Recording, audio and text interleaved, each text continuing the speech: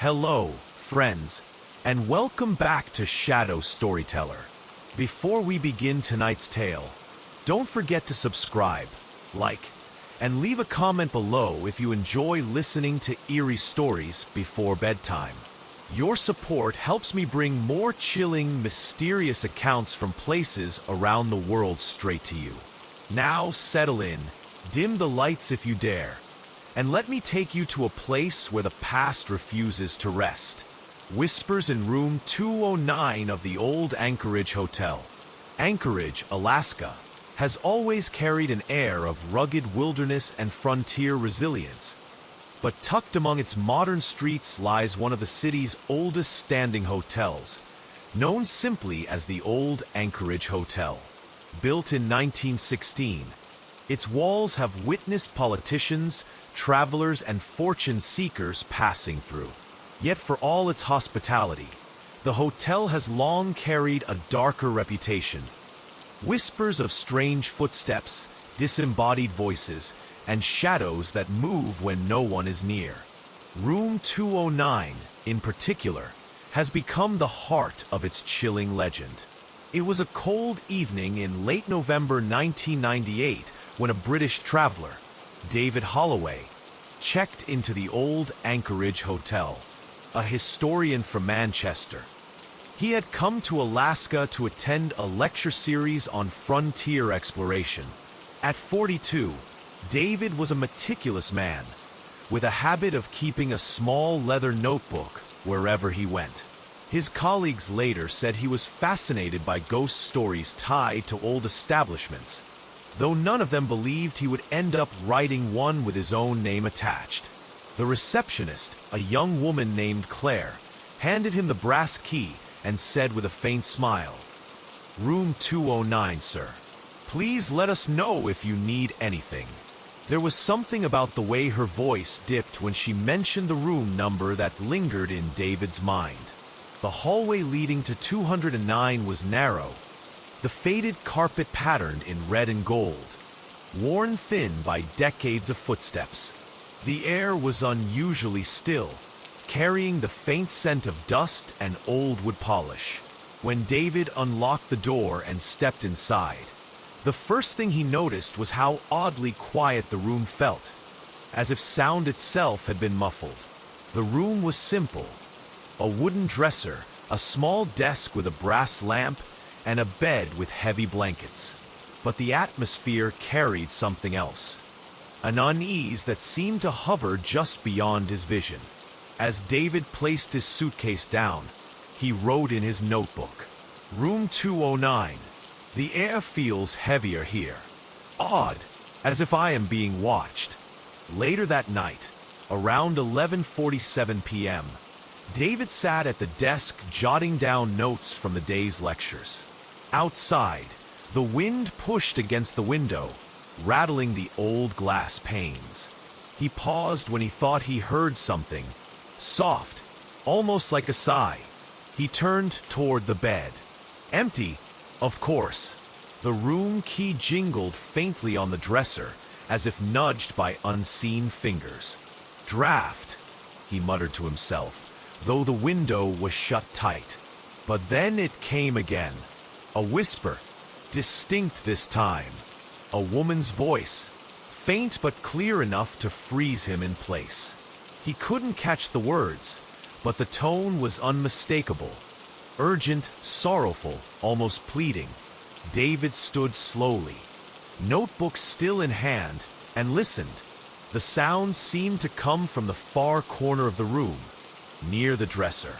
When he approached, the whisper stopped, replaced by silence so thick that even his own breathing sounded intrusive. He scribbled quickly, "Voices in 209. Female. Couldn't discern words. Must investigate history of this room." He didn't sleep much that night.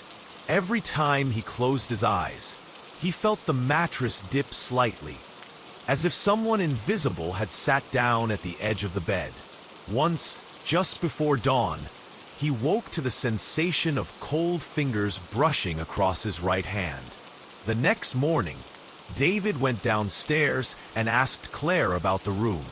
Her expression faltered for a moment before she forced a polite smile. Room 209 has a history. Some say a woman took her own life there in the 1950s after her husband never returned from the war. Guests report hearing her voice, even feeling her presence. Some people ask to change rooms, but others, well, they come here for that very reason. David felt a mix of unease and curiosity. He decided to stay another night, determined to see if the whispers would return. He wanted to document everything carefully, perhaps even include it in one of his published works back in England. That evening, he prepared. He set his watch on the desk, opened his notebook to a fresh page, and placed a small tape recorder on the nightstand. At precisely midnight, he pressed record. The whispers began not long after. This time, the voice was clearer. The words carried through the stillness, fragile yet persistent. "Why did you leave me? Why did you leave?" David's heart pounded, but he forced himself to remain still, pen scratching across the paper as he noted every detail. The temperature in the room dropped sharply, his breath now visible in the lamplight. From the corner of his eye, he thought he saw movement, like the outline of a woman in a dark dress, standing near the window. When he turned his head fully, the figure was gone, but the whispers remained, circling him, weaving through the silence of the room. The night pressed heavily against the windows of the old Anchorage Hotel, and David Holloway sat rigidly in the wooden chair by the desk, his pen trembling slightly as he tried to capture the impossible in words. The whispers had become steady now, not constant, but returning in waves, soft at first, then insistent, as though the voice belonged to someone pacing the room. Each time it returned, the words were clearer, fragments of a lament broken by silence. "Why did you leave me? Why did you leave?" The tape recorder's reel spun quietly on the nightstand. David's eyes darted toward it, silently praying the device would capture the voice. He wanted proof, not only for his colleagues, but for himself. The rational part of his mind clung to the possibility of interference, of some logical explanation, but the coldness in the room, the sensation of someone unseen moving around him, left little space for comfort. By 2:15 a.m., his hand had cramped from writing. He put the pen down, rubbed his temple, and leaned back. The lamp flickered once, twice, and then steadied again. In that moment, he swore he saw the silhouette of a woman reflected faintly in the glass of the window. Thin, her shoulders slightly bent forward, her hair pinned in a style that no longer belonged to the modern day. He sat frozen, hardly daring to breathe. The figure turned, as if noticing him, though her face remained indistinct. Then, just as suddenly, the reflection vanished, leaving only his own pale expression staring back. The hours dragged until dawn, when morning light finally broke across the Alaskan skyline. David felt as though he had not slept at all. He rewound the tape recorder and pressed play, his hands clammy with anticipation. Static filled the room, punctuated by the faint scratching of his pen as he wrote. Then, faint but undeniable, the voice emerged from the recording. "Why did you leave me?" David slammed the stop button, his breath catching in his throat. He replayed it again, leaning closer this time. It was there, proof, preserved on tape. His skin tingled with both excitement and dread. Later that morning, after a breakfast he could barely force down, he asked Claire if there were records about the woman she had mentioned. She hesitated, but eventually admitted that local newspapers had reported on a tragedy in the hotel in 1953. A woman named Margaret Cunningham had taken her life in room 209 after her husband, a soldier, failed to return from the Korean War. For decades, guests had claimed to hear her sobbing, her voice drifting through the room late at night. Some even reported feeling the weight of someone lying beside them in the bed. Though they had been alone, David requested the old clippings, which the hotel manager kept in a small binder as part of the building's history. Sitting in the lobby with a cup of lukewarm coffee, he read through the brittle yellowed pages. Margaret Cunningham was 28 at the time of her death, described as a quiet but warm woman who often sat by the window waiting for news of her husband. When no letter ever arrived, she was found lifeless in the very room David now occupied. The article ended with a line that made him shiver. Witnesses claimed her final words were whispered into the stillness. "Why did you leave me?" That evening, David decided to conduct a more deliberate investigation. He borrowed an additional recorder from the front desk, an older model the hotel sometimes used for interviews with visiting journalists, and placed it near the dresser where the whispers had seemed strongest. He set his own recorder on the nightstand once again, opened his notebook, and waited. At 11:58 p.m., he wrote, "Silence. Room colder than before. Pressure in the air." By 12:10 a.m., the whispers returned. Louder now. He could hear Margaret's voice circling him, as though she were moving around the room, searching for someone. His pulse raced. Then, to his horror, the mattress dipped sharply beside him. He turned his head, and though no one was visible, the impression of a body was clear against the blankets, as if someone unseen had sat down inches away. David whispered, almost involuntarily, "Margaret?" The room fell silent for a moment. Then the whisper came again, directly in his ear this time. "Why did you leave?" He flinched, stumbling backward and nearly knocking over the lamp. His pen rolled off the desk and clattered onto the floor. The air had grown frigid, his breath fogging in the dim light. "Who left you?" he asked shakily, forcing the words out. "Your husband." There was no answer, only a faint sob, soft and pitiful, filling the room with grief so heavy it felt like a weight pressing down on his chest. He wrote hurriedly, hand shaking. Physical interaction. Voice beside me. Mattress depressed. Subject grieving. Intelligent response possible. For nearly 3 hours, the voice lingered, sometimes near, sometimes far. At one point, David thought he saw the outline of a hand pressing faintly against the window glass, as though someone inside the room were trying to leave. By dawn, he was exhausted, his nerves frayed, but he knew he had captured something extraordinary. The next day, he replayed the 2 recorders. Both had caught the whispers. On one, he even heard his own voice asking the question, followed by a faint, sorrowful reply, proof beyond his own senses. Yet instead of feeling triumphant, David felt a deep unease. Each night he spent in room 209, the presence grew stronger, more insistent. It was as if Margaret knew he could hear her, and now she would not let him go.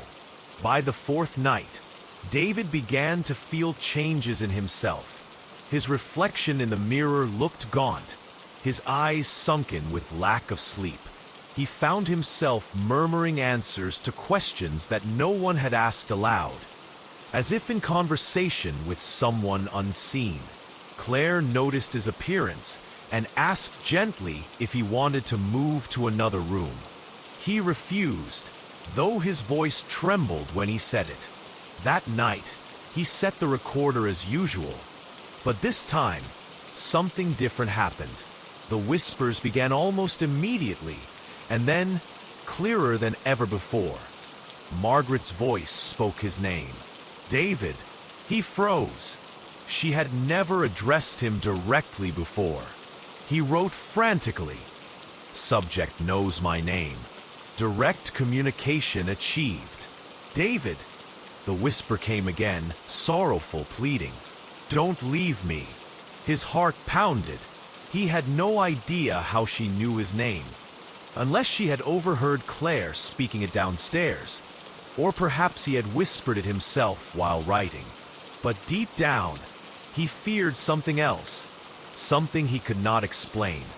I'm not leaving, he whispered into the room. His voice cracked, and the moment he said it, the air shifted. The cold lifted slightly, replaced by a warmth that seemed almost tender. For the first time, he felt not only sorrow but gratitude emanating from the unseen presence. That was when he realized he had crossed a line. He was no longer just an observer. He had answered her, acknowledged her, and in doing so, tethered himself to her lingering spirit. The following days blurred together. Guests who passed him in the hallway remarked on his pale appearance, his distant eyes. He barely ate, barely left the room except to fetch more notebooks. The staff began to whisper about him as well. The Englishman who seemed consumed by the ghost in 209. One night, as snow fell silently over Anchorage, David awoke to find himself standing by the window, though he had no memory of leaving the bed. His hand was pressed against the cold glass, mirroring the shape he had seen before. Behind him, on the bed, the blanket had shifted, the impression of a body lying there clearly visible. And then he heard it again, close, almost inside his mind. Stay with me, David. The whisper was no longer just sound. It was emotion, grief and longing woven together, binding him tighter with every night that passed. The snow outside Anchorage thickened with each passing night, layering the streets in silence. Inside the old Anchorage hotel, room 209 seemed to grow more detached from the world beyond its walls. David Holloway no longer marked the hours in his notebook with precision. His notes became rambling, the lines uneven, the handwriting hurried and sometimes almost unreadable. Where once he had documented with the careful order of a historian, now his words spilled as though guided by a hand not entirely his own. The whispers no longer came only at night. They slipped into the edges of the afternoon, drifting faintly while he read the old newspaper clippings in the lobby, or when he walked the narrow hall toward his room. Twice, he heard a woman humming softly behind him, though the hallway had been empty. Claire, always polite but increasingly worried, stopped him one morning. "Mr. Holloway," she said carefully, "you've been here nearly a week. Guests rarely stay in 209 for more than 2 nights. Are you sure you're all right?" David forced a smile, though his lips trembled. "I'm fine. I'm learning more than I ever expected." That evening, he found that the tape recorder had turned itself on, though he hadn't touched it since the morning. The reels spun in the silence, capturing nothing but a faint static. When he replayed it, his own voice emerged, whispering words he didn't remember saying. "I won't leave you, Margaret. I promise." His chest tightened. He had no memory of speaking those words aloud.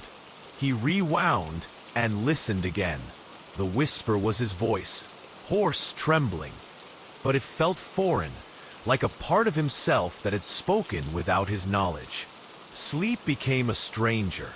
When he closed his eyes, he dreamt of a woman standing by the window, her face blurred by shadow but her voice clear, repeating the same question again and again. "Why did you leave me?"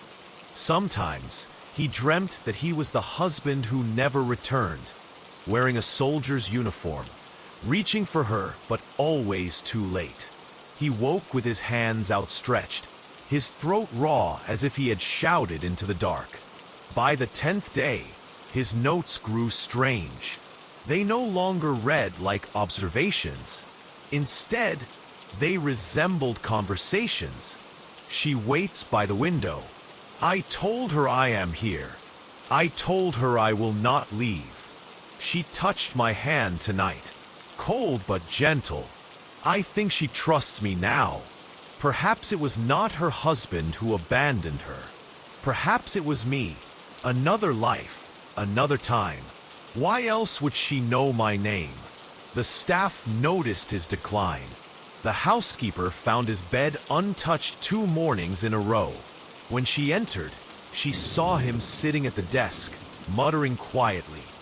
The recorders placed around the room as if he were surrounding himself with evidence.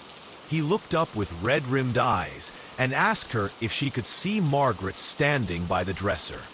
The woman backed away quickly, refusing to clean the room after that.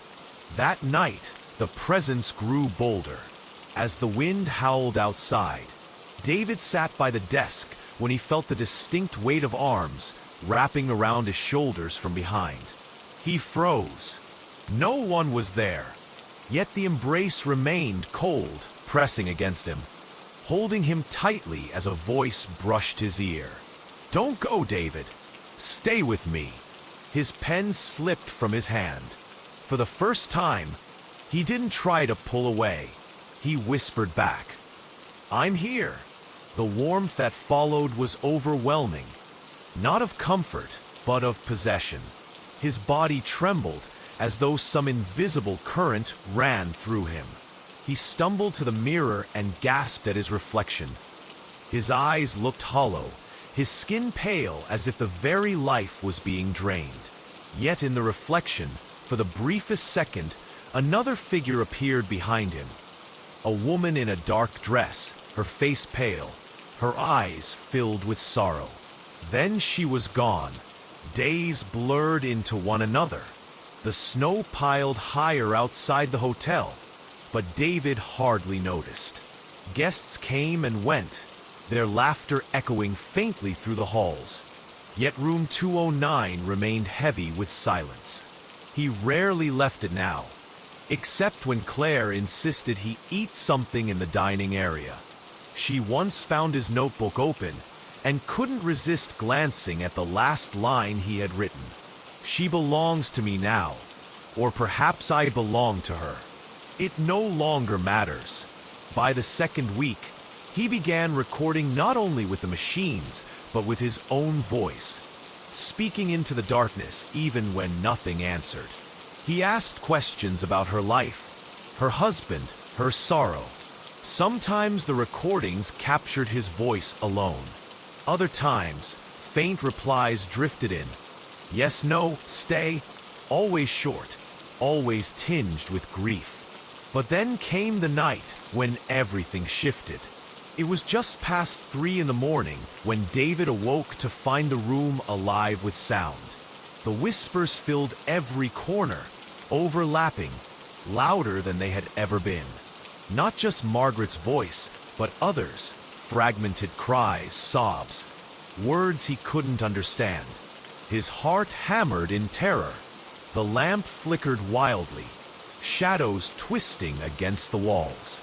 He reached for the tape recorder, but it had already clicked on by itself, the reels spinning furiously. Over the cacophony, Margaret's voice rose clear and desperate. David, don't leave me. Stay with me. Forever. The bed shook violently as though unseen hands gripped it. The air pressed against his chest, stealing his breath. For a moment, he thought he saw her clearly, Margaret, standing at the foot of the bed. Her face pale but beautiful, her eyes dark hollows of grief. She reached out to him, her fingers trembling, her lips forming his name again and again. And then, without warning, the room fell silent. David collapsed to the floor, gasping. His body felt drained, his head pounding. The recorder clicked off. When he replayed it hours later, the tape was blank, nothing but static. No whispers, no voices, not even his own desperate breathing. He should have left then. Any sane man would have checked out, fled into the freezing morning air, and never looked back. But David did not leave. Something in him no longer wanted to. Something in him felt bound, tied to room 209 and the sorrow that lingered there. The next day, Claire noticed his trembling hands as he signed for another night. She hesitated, then finally spoke. "Mr. Holloway, I think you should leave. This hotel has taken hold of people before. Some leave broken, some don't leave at all."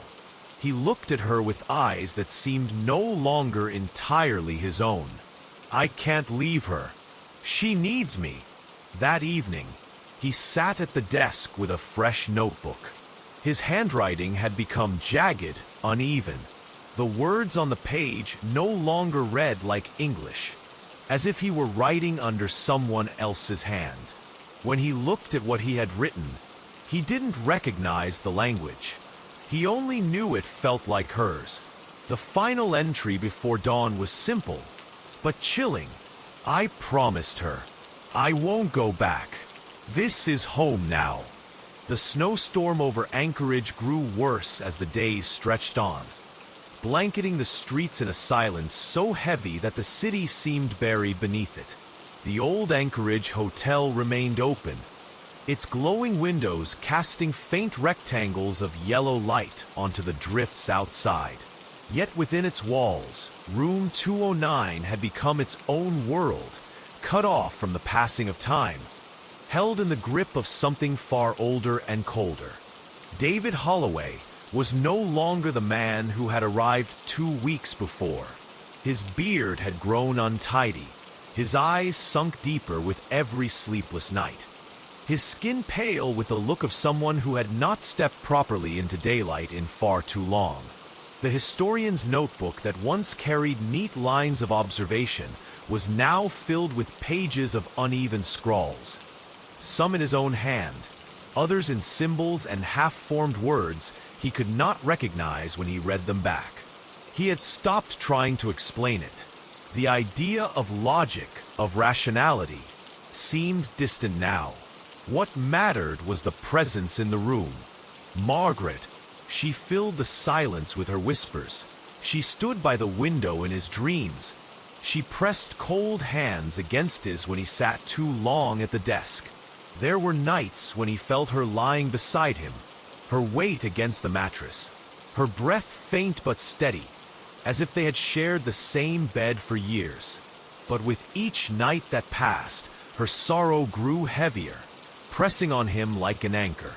She no longer asked only why her husband had left her.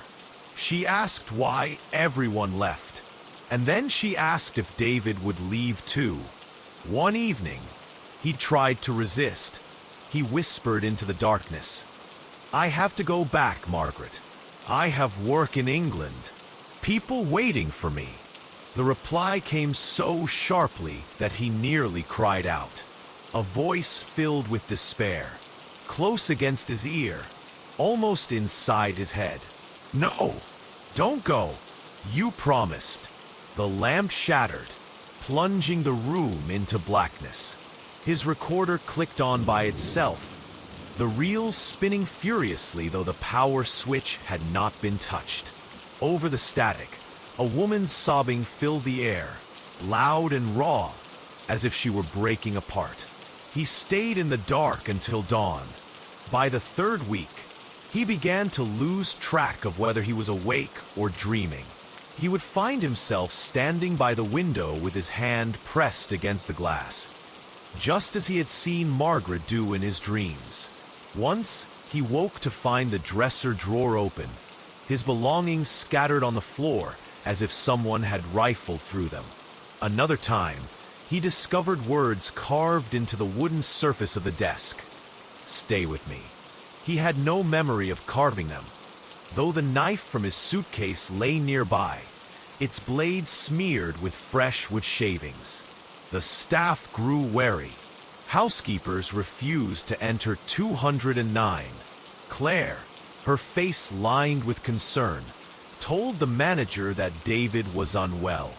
The manager suggested he check out, but when confronted, David only shook his head. "I can't," he whispered. "She won't let me." One stormy night, the whispers became unbearable. They did not come as gentle sighs or soft pleas, but as a chorus, dozens of voices layered over one another, crying, begging, demanding. David fell to his knees, covering his ears, yet the sound came from within, reverberating through his skull. Shadows writhed across the walls, shapes forming and breaking apart, sometimes human, sometimes not. Margaret's voice cut through them all, sharp and commanding. "You will not leave me, David. You are mine." When he looked up, she stood before him. Not a blur, not a shadow, but clear. Her dark dress hung heavily as though soaked in water, her face pale and streaked with tears. Her eyes met his, hollow yet burning with desperate need. She reached for him. He felt the coldness of her fingers close around his wrist. The shock sent a jolt through his entire body. His vision darkened, his breath faltered. He collapsed, the room spinning as the whispers swallowed him whole. When he awoke, he was lying in bed. The blankets had been pulled over him neatly, as though someone had tucked him in. The recorder was still running on the nightstand. When he replayed it, he heard not whispers but his own voice, speaking calmly, though he had no memory of saying the words. "I will never leave you, Margaret. Not now. Not ever." He sat staring at the device for a long time. Slowly, he realized he no longer knew where his own voice ended and hers began. The days after blurred into a dreamlike haze.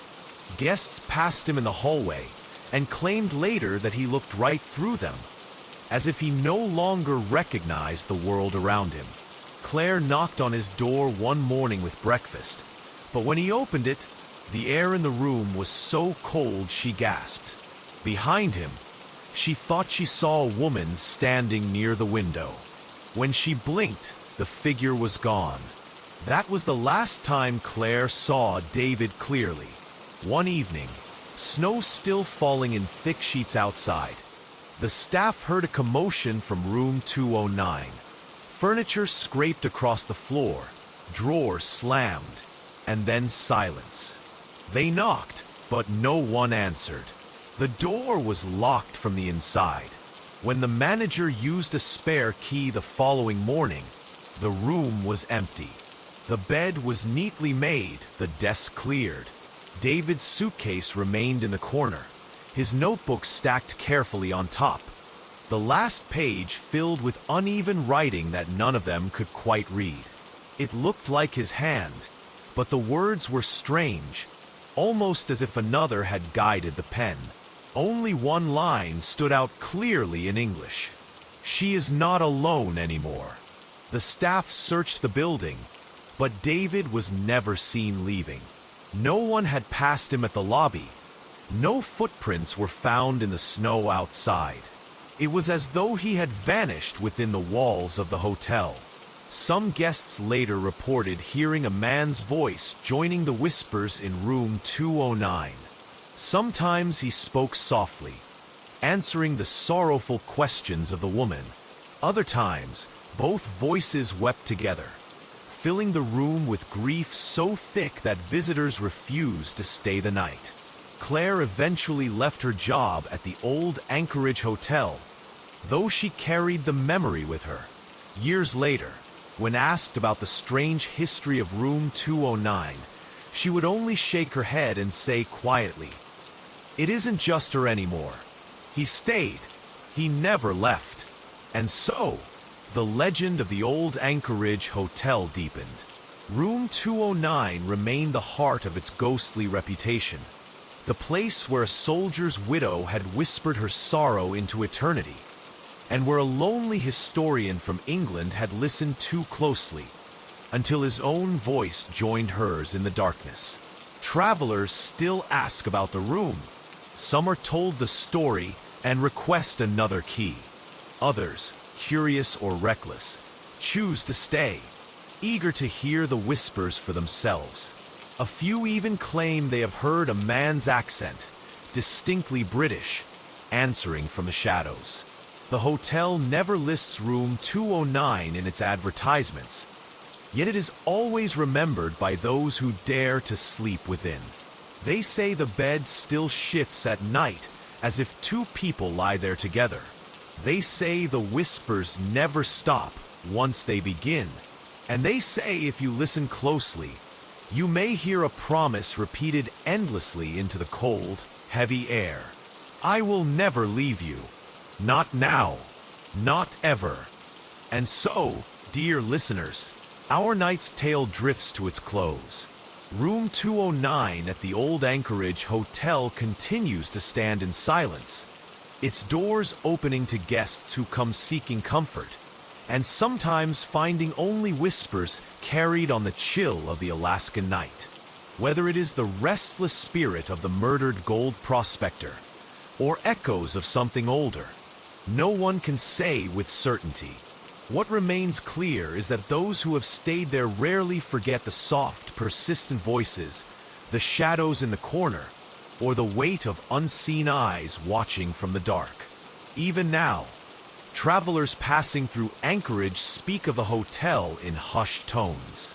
Some cross the street to avoid its presence, while others, with curious hearts, book room 209 deliberately, daring the unknown to touch them. Perhaps one day, someone will uncover the truth of those whispers. Until then, they remain part of the city's living memory, haunting, elusive, and unbroken by time. Thank you for staying with me until the end of this story. If you enjoyed this journey into the strange and unsettling, don't forget to subscribe to Shadow Storyteller. Leave a like and share your thoughts in the comments below. Every whisper matters. Every story is a thread in the tapestry of the night. Sleep well, if you can. And remember, not all rooms are truly empty when the lights go out.